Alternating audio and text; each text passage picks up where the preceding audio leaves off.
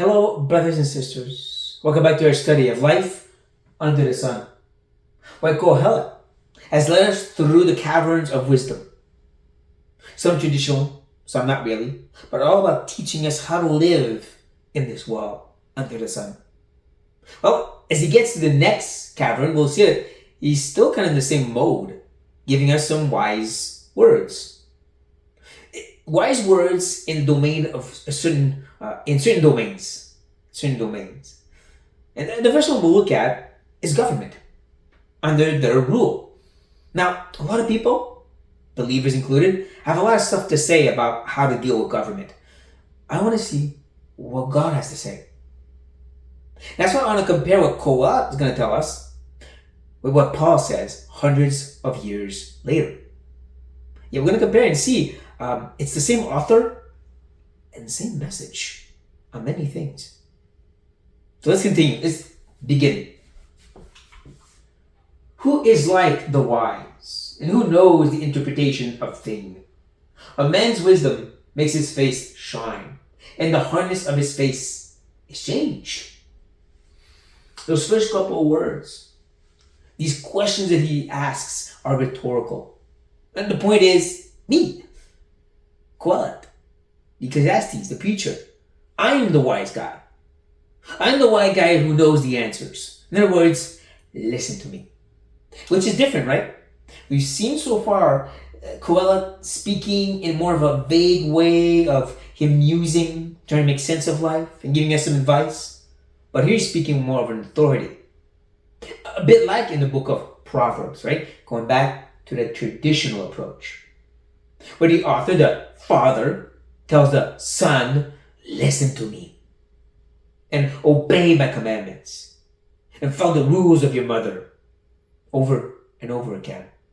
Here's Kohelet going to do the same thing, telling us how this wisdom makes his face shine.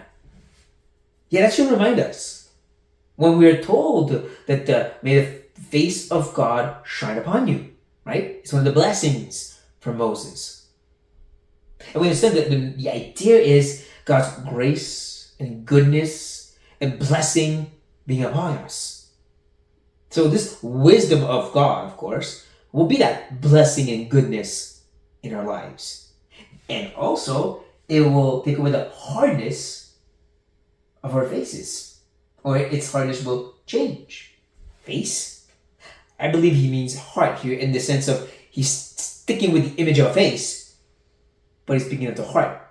Remember the last time, chapter 7, when he was reminding us how we're all sinners. All sinners who follow along this woman of seduction that brings us into sin. But wisdom, God's wise deliverance through the gospel, is what's going to change our hearts. The hardness of our hearts to say, no, I want to continue on this evil path.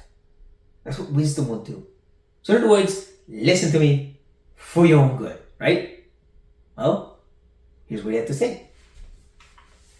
I say, keep the king's command because of God's oath to him. I say, I'm telling you, listen to me, O son or daughter. That's the point. Why? What's the message? Keep the king's command. Very simple. Obey the king. That's first thing we want to take note, put in our pocket for later. Obey the king. Now here's the reason though. Because of God's oath to him. What's God's oath? An oath God made, that we made? Well, maybe the answer is found. Well, every time a new king was established in Israel, like David, Solomon, and others, the people come together, make a big celebration before God, and kind of an oath of we will submit and be a support for this new king, and we rejoice that God has given us this king.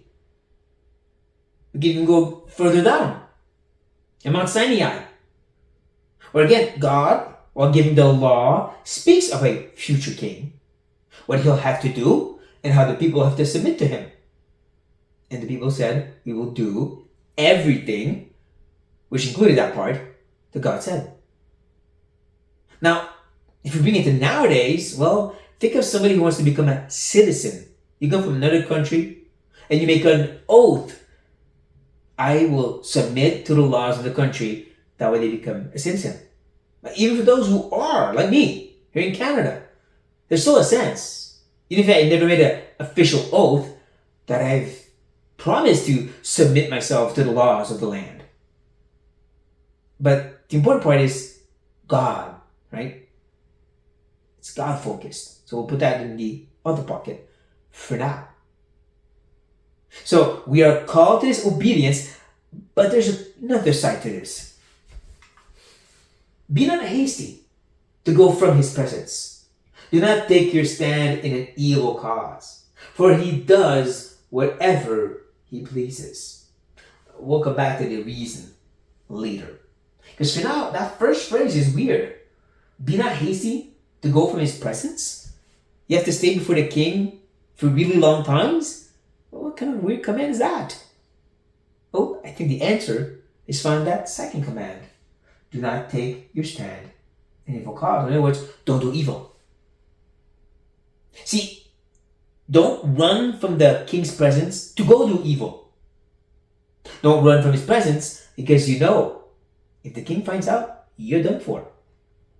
He was the law of the land, the king was. He was the judge and the jury and the execution in a sense. So let's say you are doing evil and you think nobody finds out and you're before the king. You want to run from there as quick as possible. Because if he finds out while you're there, off with your head, right?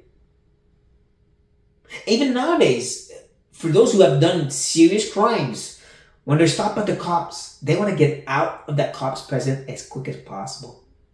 Because if they start checking on the computer and they find something, you're done for. And that's kind of the idea. And that's why we focus on this notion of don't do evil. That's the point. Do good, obey the commandments. Don't do evil. God. But like he said, the reason is this king can do whatever he pleases, for the word of the king is supreme. And who may say to him, what are you doing? This is weird to us because we don't have that kind of power except in dictators. And we don't really want to talk about dictators too much. Still, the power of the king for many decades and centuries was absolute. He had that kind of authority you couldn't say no to. So even if we don't have that nowadays, there's still a notion that the laws are in place. If you break these laws, there's nothing that can help you out here. You will have the consequences that go with it. And no one can say, well, let's just be lenient here. No, he killed 50 people. There's still constraint going on, but we still understand what he's saying here. The ultimate authority of the king. So that's what Paul has to say. Now let's jump a few centuries later and see what Paul has to say. Let every person be subject to the governing authorities. For there is no authority except from God. And those that exist have been instituted by God. Again, we go back to be subject to the governing authorities. Obey his commandments. The first point. The one in the left pocket. Right away, Paul goes to that. Obey. Obey the governing authority. Now, Paul's not talking about a Christian government because they didn't exist. It was the Roman Empire. And yet, he still says the reason is because there's no authority except from God, and it exists through the institution of God. In other words, God instituted the very idea of government, but he also established who is the government. He puts kings and presidents and prime ministers and even dictators in power. I know we find it difficult sometimes to hear that. Yet when you read the Bible, you see God is sovereign over these things. He does establish who he wants and removes who he wants and leaves the king of the heart of the king as he wants. So it is of God. That's the second point. The right pocket, if you remember. Even more elaborated here by Paul. It's not just a note before God, it is God himself who did this That's why you obey. As Paul will continue to say, therefore, whoever resists the authorities resists what God has appointed. And those who resist will incur judgment. It's popular, even among Christians, to talk a lot about the need to fight back and fight for our rights. Especially in the last couple of years here in Canada and other places, right? Fight for our rights because of this and that and the other. I'm not saying that's wrong per se.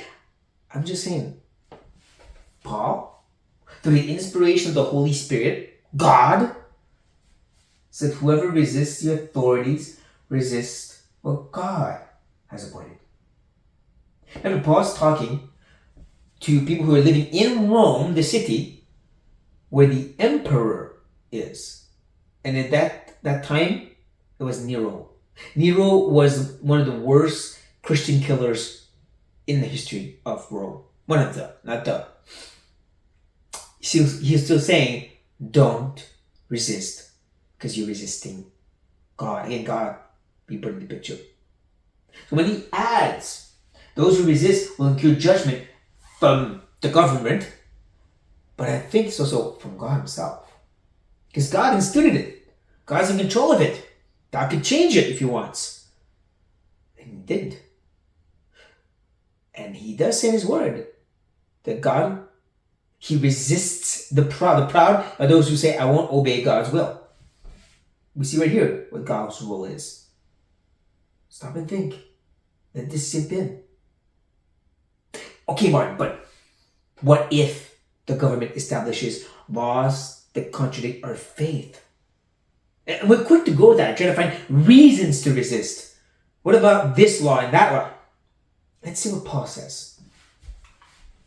For rulers are not a terror to good conduct, but to bad. Would you have no fear of the one who is in authority? Then do what is good. Then you receive his approval. Don't try to justify things or explain. Just let the text speak for itself. You don't want to fear the authority? Do good. You don't want to have the terror of what they could do to you? Again, do good, not bad. The same 2 points. Kohelet said hundreds of years before are still being brought up today. Well, in Paul's time. And for us today. The reality that instead of trying to figure out when can we fight back, first and foremost, are you doing good instead of doing evil? That's what you should be focused and worried about. When you read 1 Peter, and I invite you, go read it. It's just 5 chapters. When you read 1 Peter, what you discover, he's writing to a bunch of Christians who are suffering persecution. Most part, they're slaves for the most part, under bad rulers, bad masters. And Peter keeps saying, suffer while doing good, not evil. That's what he says. Don't fight for your rights, and don't let yourself be bullied. Suffer while doing good. And he points to Christ, saying just like him. The same Jesus, who also suffered doing good, never fought for his rights, and then told us, when we hit your face, strike your cheek, turn the other one. When they take your coat, call the police. No, give you a shirt. When they ask you to go a mile, say, okay, that's the law, I'll do that, no more. No, do an extra mile. See, because we're called to be the light of the world, the salt, to point to Christ and his gospel, not to think of ourselves. We're citizens of heaven, and we're supposed to point there. So again, Paul says, you don't want to fear, you don't want to worry, don't try to figure out certain scenarios where you can fight back. Focus on doing good. That's what matters. And that's what he adds. For he is God's servant, for your good. But if you do wrong, be afraid. For he does not bear the sword in vain. For he is the servant of God, an avenger who carries out God's wrath on the wrongdoer. Many take this verse and twist it around and say, you see, the government's job is to punish evil and to go against evildoers. And if they're not doing that, and they're establishing wrong laws, then this is a mandate to go fight them. No, it's not. Paul keeps pointing to God, who's the one who's in control of them. God is the one who's established them and can dethrone them. He's just reminding us that's what they're supposed to do. Now, if they don't do it right, that's between God and his rulers that he established. We go back to do right. That's our command. Do right, no wrong. That's what you shouldn't fear. And that's why he adds or finishes, therefore, one must be in subjection. Not only to avoid God's wrath, ouch, but also for the sake of conscience. No matter what may be going on in the government, your call is to submit. Your call is to do good and not evil. Because God's in control. God's in control. And it's not just about the wrath of God, it's also about your conscience. That you'll judge in your head. That will one day give an account to God. And when God asks you, what did you do against this situation? I fought for my rights. But I never told you to do that. See, again, I'm not trying to say we should or should. We need to focus on what God said. From Kohelet to Paul, what did God say for us to do before the government? Do good, not evil, and remember God's in control. Man, do we need to hear that again? Let it speak to our hearts and submit to that. Are we doing that first and foremost? Before we start talking about everything else? I hope so, brothers and sisters. On that note, be blessed.